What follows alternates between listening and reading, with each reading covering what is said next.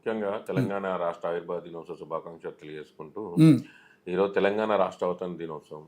వేలాది మంది విద్యార్థుల ఆత్మ బలిదానాలు, బలిదానాలు. యెస్. కోట్ల మంది ప్రజల ఈరోజు పోరాట ఫలితంగానే ఈరోజు తెలంగాణ రాష్ట్రం సిద్ధించింది. యెస్. ఈరోజు 100%. తెలంగాణ అస్తిత్వం మీద మాట్లాడే నైతిక హక్కు ఎవరికి లేదు, హ్మ్. ఉండదు కూడా. హ్మ్. ఎందుకు అనంటే తెలంగాణ అనేది భౌగోళికంగా ఒక పోరాటం ద్వారా సిద్ధించినటువంటి ఒక గొప్ప ప్రాంతం. ఇక్కడ అందరూ కూడా తెలంగాణ ఉద్యమాన్ని అన్న చెప్పినట్లు ఇంతకుముందు హ్మ్. నిజంగానే ఇక్కడ బ్లడ్ బాయిల్ అవుతుంది. నిజంగానే మంచోళ్ళు, మంచితనంగా ఉంటుంది. 100%. సరే, కొంతమంది దుర్మార్గమైనటువంటి రాజకీయ నాయకులు ఉండొచ్చు, వాళ్ళ రాజకీయ ప్రాబల్యం కోసం చేసుకునేటువంటి దుర్మార్గులు ఉండొచ్చు. హ్మ్. కానీ తెలంగాణ ఉద్యమం కోసం అస్తిత్వాన్ని కాపాడడం కోసం పనిచేసడం మాలాంటి వాళ్ళు కొన్ని వేల మందిమి, కొన్ని లక్షల మందిమి జన సైనికులు ఎట్లుంటారో అట్లుంటాం. కానీ హ్మ్. ఇట్లా రెచ్చగొట్టే విధానంతో సీటీలు కొట్టి ఏదో విజిల్లు కొట్టి అన్నా నువ్వు మాట్లాడు మాట్లాడు ఏయ్ నువ్వు వేయి అన్నట్లు అని రెచ్చగొట్టే విధానం కరెక్ట్ కాదు. హ్మ్. నవనిర్మాణ సభ హ్మ్. ఎందుకు నవనిర్మాణ సభ? ఇప్పుడు ఎందుకు వచ్చింది నవనిర్మాణ సభ? హ్మ్. ఈ రోజు ఎందుకు పెట్టాలి నవనిర్మాణ సభ? పవన్ కళ్యాణ్ గారు అంటే గతంలో ఆయన చేసినటువంటి వ్యాఖ్యలకు ఈ రోజు వరకు క్షమాపణ చెప్పాలి తెలంగాణ ప్రజలకు. హ్మ్. ఏమని? ఆ రోజు తెలంగాణ విభజన, కాంగ్రెస్ పార్టీ చేస్తున్నటువంటి విభజన నాకు నచ్చలేదు అని. హ్మ్. మళ్ళీ ఏ విధంగా నీకు నచ్చుతుండే? మళ్ళీ ఆ రోజు ఎందుకు సపోర్ట్ చేయలేవు? హ్మ్. ఈరోజు నువ్వు ఒక రాజకీయ పార్టీకి సంబంధించినటువంటి వ్యక్తివి, నీకు ప్రజాస్వామ్య హక్కులు ఉన్నాయి, నీకు కూడా రాజ్యాంగ హక్కులు ఉన్నాయి. హ్మ్. కాబట్టి నువ్వు ఎక్కడైనా పోటీ చేసు, దేశం మొత్తంలో దేశంలో నువ్వు ఎక్కడైనా పోటీ చేసుకోనికే హక్కు ఉంది. హక్కుంది. ఇక్కడ హ్మ్. రీసెంట్గానే నీ యొక్క అంశం మీద ఒక సంఘటన జరిగింది. ఇక్కడ ప్రాంతంలో వివిధ రకాలుగా అంటే మీ కార్యకర్తలు కావచ్చు, అటువైపు తెలంగాణ ఉద్యమకారులుగా చెప్పుకుని కొందరు సోకాళ్ళు వాళ్ళు కొంతమంది చేస్తున్నటువంటి రచ్చ కావచ్చు, అన్ని చూస్తున్నాం. హ్మ్. ఇవన్నీ చూస్తున్న టైంలో ఇక్కడ శాంతి భద్రతలు కాపాడాల్సిన బాధ్యత కూడా ప్రభుత్వానికి ఉంటుంది. హ్మ్. ఇప్పుడు నవనిర్మాణ సభ పెట్టాల్సినటువంటి అవసరం ఏముంది? హ్మ్. మీ పార్టీ ప్లీనరీ ప్రోగ్రాం లేదు, హ్మ్. ఇంకేదో మీరు మాకు తెలంగాణ రాష్ట్రానికి మీరేదో దాన్ని ఏమంటారు, ఈ ప్రాంతం కోసం మీరేదో చేస్తున్నారు, ఇక్కడ మీ పార్టీ ఎస్టాబ్లిష్ ఉందని ఇంకెగలేదు. అరే, కాంట్రవర్సీ తీసుకొచ్చి కాంట్రవర్సీగా చేసి ఇక్కడ ప్రజల మధ్యలో విద్వేషాలు రెచ్చగొట్టాలనే ఒక కొత్త ప్రయత్నం ఎందుకు చేస్తున్నారు? మేము పెద్దల అంటున్నాం. మధ్య విద్వేషాలు రెచ్చగొడుతున్నారని మీరు ఎలా అనుకుంటారు? అవునండి, మొన్న నాగేశ్వరరావు గారు ఇష్యూ అయింది కదా. ఇష్యూ అయినప్పుడు కొంత సంయమనం పాటించాల్సింది, కొంత సంయమనం పాటించి సభలు పెట్టుకోవాలి. ఇప్పుడు నవనిర్మాణం 2వ తారీఖున ఆయన సెంటిమెంట్ గా ఫీల్ అయి ఉంటాడు. తప్పే అని మరి చెప్పిన వాళ్ళు మళ్ళీ ఈరోజు తెలంగాణ అమరవీరుల స్థూపం దగ్గరకు పోవాలి కదా. తెలంగాణ అమరవీరుల స్థూపం దగ్గర పోయి తెలంగాణ అమరులకు నివాళులు అర్పించాలి కదా. ఆయన బహిరంగ సభ ఏమంటున్నాం, సభ పెట్టుకుంటామని వీళ్ళ కార్యకర్త ఫస్ట్ వీళ్ళ క్లారిటీ లేదండి. ప్రెస్ మీట సభన మీరు క్లారిటీ లేకుండా అనవసరంగా రెచ్చగొట్టి అనవసరంగా మీరే ఫిర్యాదులు చేసుకొని అనవసరంగా మీరే కోర్టు ఎక్కి ఈరోజు దాన్ని శాంతి భద్రతలకు విఘాతం కలిగించేటట్లుగా చేసేటట్లుగా మీ కార్యకర్తలు మీ వాళ్ళే అందరు మీడియాలో వచ్చినటువంటి అన్ని కథనాలని సుమోటోగా తీసుకుంటది కదండి ప్రభుత్వం. ఇక్కడ అన్ని చూడాలి కదా, అన్ని విధాలుగా చూస్తుంది కదా. మీరు అక్కడ మేము చూసుకుంటాం, ఎంతవరకు అయితే అంత మీరు కొట్టినా అది చేసినా ఎందుకు కొడతారండి? ఇప్పుడు ఉన్న వాళ్ళందరినీ కొడుతున్నారా? తెలంగాణలో ఎంతమంది ఆంధ్ర ప్రాంతం నుండి వచ్చిన వాళ్ళు బతకట్లేదు? ఎన్ని వ్యాపార సంస్థలు లేవు? ఎవరన్నా ఏమన్నా అన్నారా? ఎవరన్నా? తెలంగాణలో కడుపులో పెట్టుకొని చూసుకుంటాం. తెలంగాణ అస్తిత్వం అది. తెలంగాణ అస్తిత్వాన్ని దెబ్బ కొట్టేటట్లుగా మాట్లాడేటువంటి మీలాంటి వాళ్ళు ఇంకా రెచ్చగొట్టేటట్లుగా చేసి అది కూడా అంటే దెబ్బ కొట్టే విధంగా ఏం మాట్లాడారు చెప్పండి. గతంలో కోనసీమ అంశంలో వాళ్ళు ఏమన్నారు, నేను ఈ విధంగా అనలేదు, దాన్ని ఈ విధంగా అన్నా అని చెప్పిండు. ఓకే, అక్కడికి అయిపోయింది. క్లారిటీ ఇచ్చారు కదా, క్లారిటీ ఇచ్చిండు. తెలంగాణ ఏర్పాటు జరిగిన ఏదైతే పరిస్థితి ఉందో అది నాకు నచ్చలేదు అని అంటే ఏ విధంగా ఈ రోజు కూడా చెప్పిండు ఆ విషయం మీద. ఇంకోటి తెలంగాణ అంశం మీద ఈ రోజు కూడా మాట్లాడిండు. ఎందుకు అక్కడ ఎందుకు చెప్పలేకపోయిండు? పాలసీ పరంగా కరెక్ట్ కాదని చెప్పుంటాడేమో. తెలంగాణ రావడం నాకు ఇష్టం లేదని. జనసేన అనేది మీకు రాజకీయ పార్టీ, జనసేన అనేది మీకు రాజకీయ పార్టీ.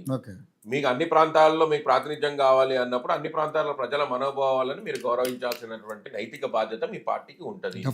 ఒకవేళ మీకు అవసరం లేదు, ఈ రాష్ట్రంతోనే మీకు అవసరం లేదు అన్నప్పుడు మీరు ఈ ప్రాంతంతో ఉండొద్దు అనుకున్నప్పుడు ఇక్కడ మీ ప్రాతినిధ్యం అవసరం లేదు. పార్టీ పెట్టింది ఇక్కడే కాబట్టి ఏమంటున్నాము, ఆమ్ ఆద్మీ పార్టీ కేజ్రీవాల్ గారు ఉండ్రి.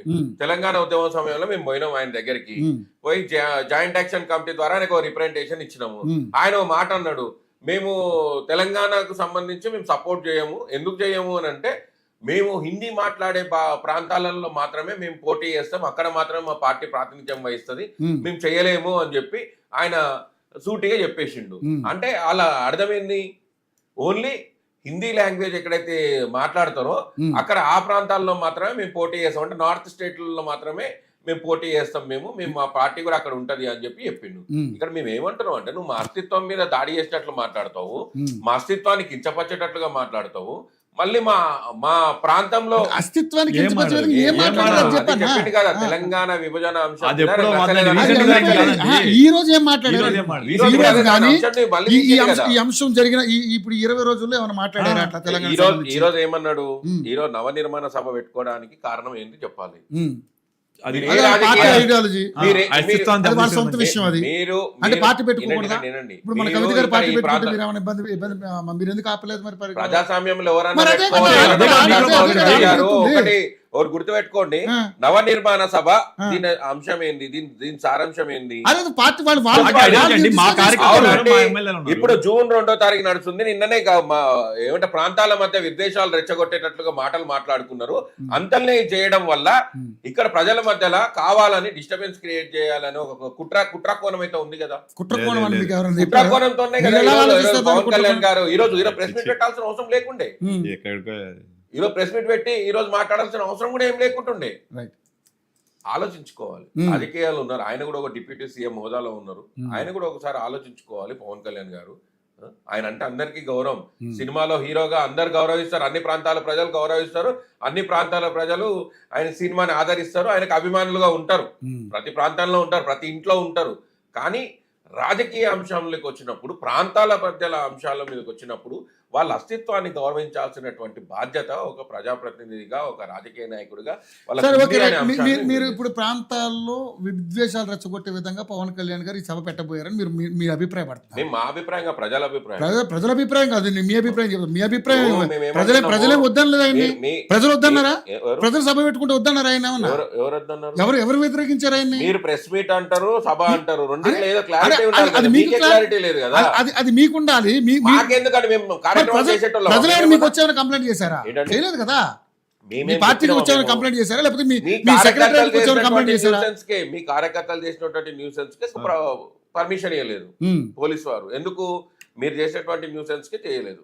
సరే, మరి ఇప్పుడు నాగేశ్వర గారి వ్యాఖ్యలు ఏ విధంగా చూస్తారు మరి మీరైతే? మీరు ఇప్పుడు ఒకటే అండి, నాగేశ్వరరావు గారు వారు పొలిటికల్ అనాలిసిస్ట్, టీవీ అనాలిసిస్ట్, వారు మీడియాలో వారికి దీనికి సంబంధించినటువంటి మాట్లాడుతుంటారు. దాంట్లో పవన్ కళ్యాణ్ గారికి వారికి సంబంధించినటువంటి అంశాలు వారు ఎప్పుడు కూడా నాగేశ్వరరావు గారు ఏదైనా ఆధారం ఉంటేనే నేను మాట్లాడతా అంటాడు. మళ్ళీ ఆధారం లేకుండా ఆయన ఎందుకు మాట్లాడిండు, దాన్ని పవన్ కళ్యాణ్ గారు తీసుకున్నటువంటి విధానం ఏంది, ఈ వాళ్ళిద్దరి మధ్యలో పర్సనల్ ఇష్యూ అండి. దాన్ని ఇక్కడ కొన్ని వ్యతిరేక పర్సనల్ ఇష్యూ అని ఎందుకు ఊరుకోలేదు మరి? ఇక్కడ ఉన్నటువంటి చాలా మంది ఎందుకు రచ్చరచ్చ చేయాల్సి వచ్చింది? కొన్ని వ్యతిరేక ఎందుకు రచ్చ శక్తులు చేయాల్సి వచ్చింది? వినండి, కొన్ని వ్యతిరేక పోనీ శక్తులు అలాంటి వాళ్ళ మీద మీరేమైనా యాక్షన్ తీసుకోగలిగారా? మేము ఏమంటున్నాము, కొన్ని వ్యతిరేక శక్తులు ప్రయత్నం చేసినాయి. ఆ ప్రయత్నంలో అన్ని పార్టీలు మాట్లాడాల్సినటువంటి పరిస్థితి ఏర్పడ్డది. దాన్ని ఏమైందంటే ఒక ఇష్యూని తీసుకొచ్చిండు. ఆ ఇష్యూని తీసుకొచ్చి దాన్ని ఇంకో రకంగా మచ్చిపూసి మారడికాయ చేసేటువంటి కార్యక్రమం చేసిండు. కాబట్టి అట్లాంటి సంఘటన జరిగి ఇంకా 10 రోజులు కూడా కాకముందే మళ్ళీ ఇట్లాంటి సభలు పెట్టి ఏదో చెయ్యాలి అని చేసే ప్రయత్నం మాత్రం తప్పు. దాన్ని పూర్తిగా మేము ఖండిస్తున్నాము. ఎందుకు అని అంటే ఇట్లాంటి సమయం కరెక్ట్ కాదు. ఎందుకు అంటే ఆవిర్భావ దినోత్సవం అంటే సెలబ్రేషన్స్ డే, తెలంగాణ అమరవీరులను స్మరించుకుంటూ ఈ రోజు మా రాష్ట్రం రావడానికి మేము ఏ విధంగా అయితే కార్యక్రమాలు చేసుకున్నాం అన్ని కూడా స్మరించుకొని ఉండేటువంటి దినం. అట్లాంటి రోజున మీరు మళ్ళీ మాలో రెచ్చగొట్టే విధంగా నేను వస్తా, చూసుకుంటా, చేసుకుంటా అంటే సినిమా డైలాగ్స్ అక్కడ పనిచేస్తాయి, మనకు ప్రజల్లో పనిచేయవు. ప్రజలకు ఎంతసేపు ఉన్నా ప్రజల కోసం నువ్వేం చేసినావు, నువ్వు ఏ విధంగా పనిచేయగలుగుతావు అనేది ఉంటది.